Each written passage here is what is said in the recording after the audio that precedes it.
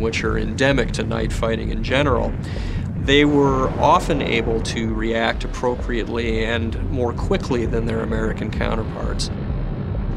Probably even more successful than the Japanese element of surprise was the psychological effect on the American Navy. There was a sense that we had technological superiority, better equipment, we had a better Navy, and yet the Japanese used one of their best tactics, shattering that concept.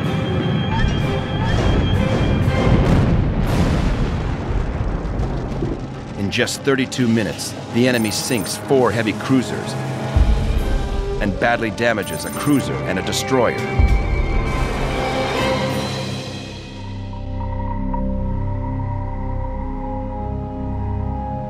What remains of the American fleet escapes out to sea. So many sunken ships are left behind that the sea lane is nicknamed Iron Bottom Sound. Over 1,000 U.S. sailors are killed in the night battle of Savo Island. It's a steep price to pay for underestimating the enemy. The Americans have been successful then in putting ground forces on Guadalcanal, but because of the Battle of Savo Island, the Americans ended up having to pull their supply ships out of those waters very expeditiously.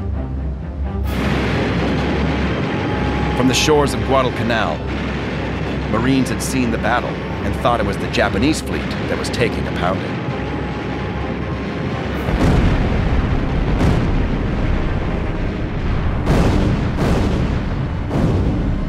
Well, when they wake up the next morning, it's a slightly different situation.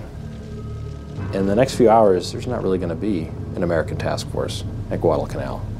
They leave. The ones that haven't been sunk pull out. Transports, they offload some of their equipment and supplies, and then they pull out. Abandoned and alone, the grunts on the ground are left to defend Guadalcanal with little more than light artillery and World War I-era Springfield rifles. So almost from the get-go, the Americans are in a precarious position in terms of their logistics, and that would define the fighting for the Americans throughout the next 2 or 3 months, trying to build up enough materiel to keep that base in operation and finally secure the island. The invasion is an unqualified success one day and a complete disaster the next. With the American fleet sunk off Savo, the Marines' only hope of holding on is protection from carriers like Enterprise. And the enemy knows it. From their bases in Rabaul and Truk, the Japanese send a massive carrier task force and troop transports to Guadalcanal. Their plan: destroy Enterprise and the other American carriers and wipe out the Marines on the island. August 20th, 1942. 3 Japanese carriers steam toward the Solomons. 2 of them, Shokaku and Zuikaku, are the largest carriers in the Japanese Navy, veterans of Pearl Harbor. The third, a lighter carrier named Ryujo, escorts Japanese troop transports heading for Guadalcanal.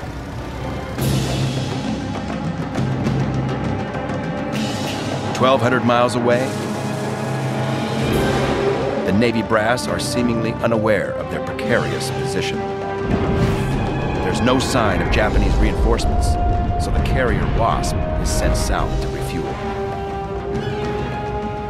1/3 of the task force disappears over the horizon, leaving Enterprise and her sister carrier Saratoga alone to face the oncoming Japanese menace.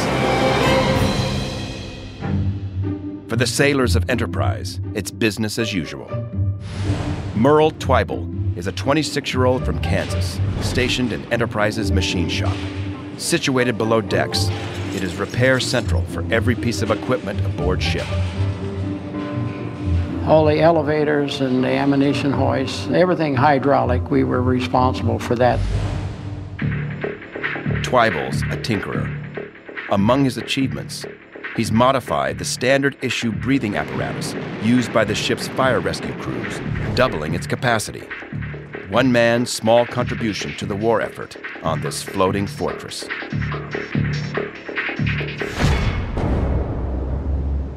All around the ship, the men of Enterprise are getting nervous. It's been too long since the last action.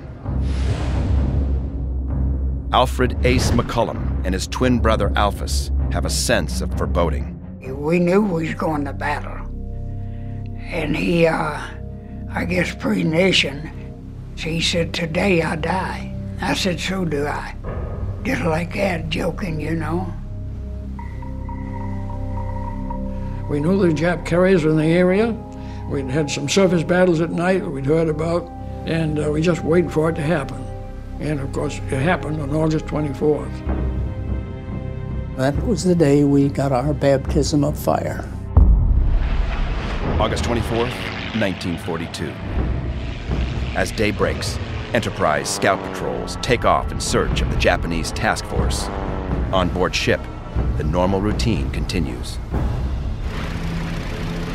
Nothing much was happening, so I went down to the supply office to play a continuation of a checker tournament with my friend Paul Miller. He's a pretty good guy. He was a storekeeper from Omaha, Nebraska, and his widowed mother was at home there and earnestly praying for him, I'm sure. 9:35 a.m. Enterprise scouts have found nothing, but an American PBY spots a tempting target.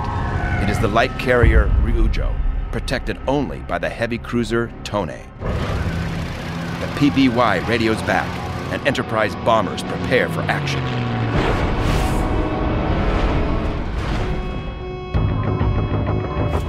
Around 11 o'clock, the general quarters alarm rang. We put the checkerboard back, said we'll finish the game later, and Paul went down about 4 or 5 decks below the waterline, and I went up to where the captain's bridge was.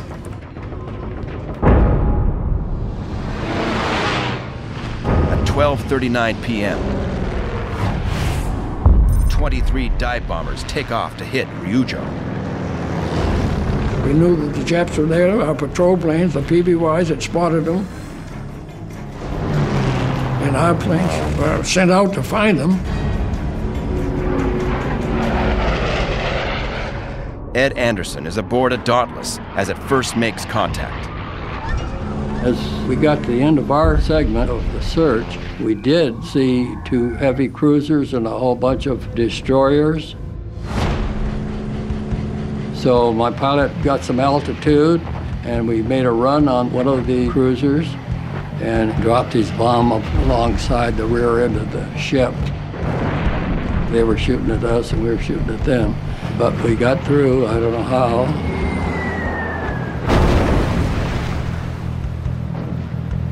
The bombers of Enterprise work over the Japanese carrier,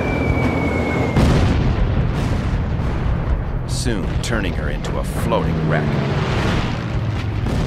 The victory is short-lived. 100 miles behind Ryujo and her escorts, the giant Japanese carriers Shokaku and Zuikaku are ready to pounce. Ryujo is bait for a trap, and Enterprise has sailed right into it. Shokaku and Zuikaku are sister ships. Both carriers helped launch the Pearl Harbor attacks, and both are destined to meet Enterprise again and again on the field of battle.